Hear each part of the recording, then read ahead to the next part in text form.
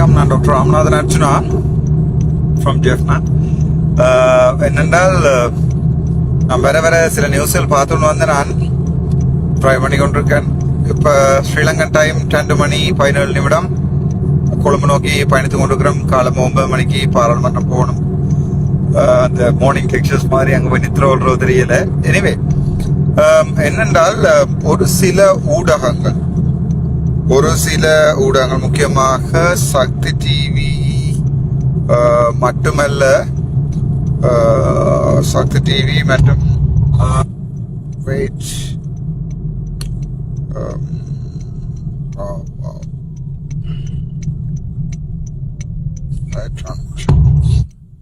சக்தி TV மற்றும் ஒரு சில ஊடகங்கள் நான் பார்த்தேன்னா, என்னென்றால் தங்கை கௌசல்யா வந்து அரெஸ்ட் பண்ணப்பட்டுட்டு மற்றது ராமநாதன் அர்ச்சுனா வந்து அரெஸ்ட் பண்ணப்பட்டு பிணையில் விடுவிக்கப்பட்டார் என்றெல்லாம் ஊடகங்கள்ல நியூஸ்ல போட்டு கொண்டிருக்கிறீங்க. 2 விஷயம் கேட்கணும். ஒன்று, அது வந்து தயவு செய்து உங்களோட அடுத்த முறை எல்லோடி, அதுக்கு அடுத்தது கொமர்ஷியல் கோர்ட்ல நாங்கள் சந்திக்க வேண்டி வரும். இந்த 2 நான் போய் ஃபோன் பண்றேன். முக்கியமா ஐபிசி போன்ற தரங்கட்ட ஊடகங்கள், அது பாஸ்கரனா இருக்கட்டும், யாரா இருக்கலாம், ஒரு லெவலுக்கு மேல லிமிட்டுக்கு மேல போயிடாது.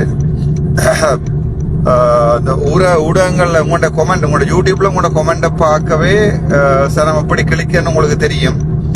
ஸோ இந்த ஊடகங்கள் ஒரு சில விஷயங்களை போடைகள் உண்மைத்தன்மையா இருக்கணும். நீங்க சரியான பிளவுறீங்க, பட் அது எனக்கு அட்வான்டேஜஸ் என்னென்றால் நீங்கள் கஷ்டம் 3 விஷயம் சொல்லணும். இப்பதான் அது எனக்கு லாபம் எனிவே, பட் நீங்கள் என்ன ப்ரொமோட் தான் பண்றீங்க. பட் எனிவே அதால ஒரு நெகட்டிவ் ப்ரொமோஷனா இருந்தாலும் உங்களோட லிமிட் கூடிக்கொண்டு போகுது. ஸோ அப்படி யாரையும் அரெஸ்ட் பண்ணல.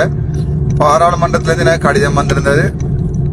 அந்த கடிதம் வந்து திங்கட்கிழமை காலமே நீதிமன்றத்துக்கு என்ன வர சொல்லியும் அதோட ஸ்டேட்மெண்ட்டும் கொடுக்கணும்னு சொல்லி பாராளுமன்ற ஜெனரல் செக்ரட்டரியிலேருந்து வந்திருந்தபடியா நம்ம அந்த ஸ்டேட்மெண்ட்டையும் கொடுத்து திங்கட்கிழமை வந்து நீதிமன்றத்தில் போய் ஆஜராயினாங்க. இப்போ சும்மா பிடிச்சி அரெஸ்ட் பண்ணினது அப்படி என்றெல்லாம் இது. ஆனால் போலீசாரால வந்து அரெஸ்ட் பண்ணப்படுவார். நீங்கள் பாராளுமன்ற உறுப்பினர், உங்களை அரெஸ்ட் பண்ண இயலாது.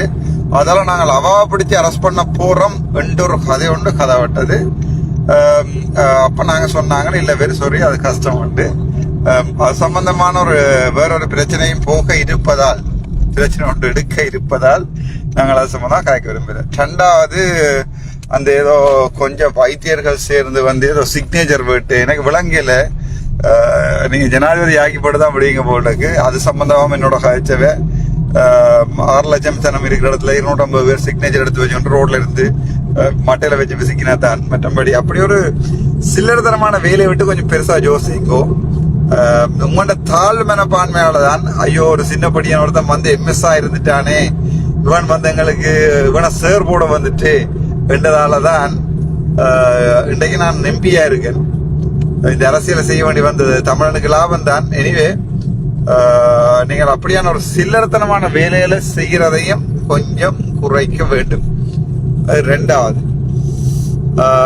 அது 3வது வந்து மட்டக்களப்பு போதனா வைத்தியசாலை சம்பந்தமாக தொடர்ந்து எனக்கு இமெயில்ஸ் வந்து கொண்டிருக்கு, கையால் எழுதி அனுப்பி கொண்டிருக்கிறோம்.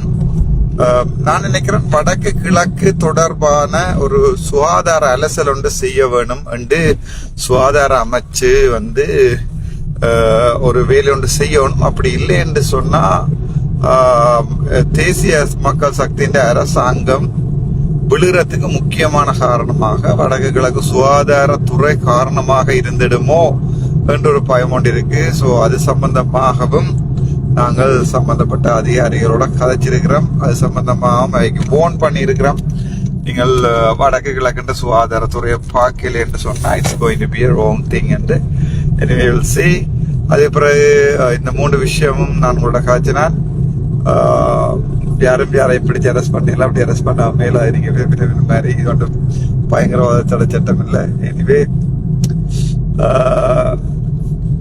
நாங்கள் அது சம்பந்தமா பார்ப்போம், சம்பந்தமான நடவடிக்கை எடுப்போம். தொடர்ந்தும் சட்ட சிக்கல்களை இவை ட்ரை பண்ணி கொண்டிருக்கிறபடியா இவையை பொறுத்த வரைக்கும் சரியா கஷ்டப்பட்டு கொண்டிருக்கணும் காசுகள் சேர்க்கறது. ஆனா எனக்கு பினான்சியல் எய்ட் வந்து இந்த போன் விடுது, எனக்கு பினான்சியல் எய்ட் வந்து கிடைக்கும் கிடைச்சு கொண்டிருக்கு. ஸோ நீங்க கஷ்டப்பட்டு தான் ராசா அந்த வழக்குகளை போய் கஷ்டப்படணும் பண்றதை உங்களுக்கு சொல்லிக்கொண்டு சந்திப்போம்.